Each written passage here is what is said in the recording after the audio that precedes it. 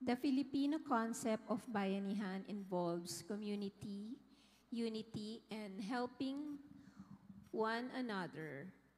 How can we promote this spirit of bayanihan in today's modern society?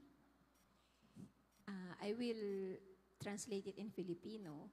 So, ang konsepto ng Pilipino ng bayanihan ay kinapapalooban ng pagkakaisa ng komunidad at pagtulong sa isa't isa.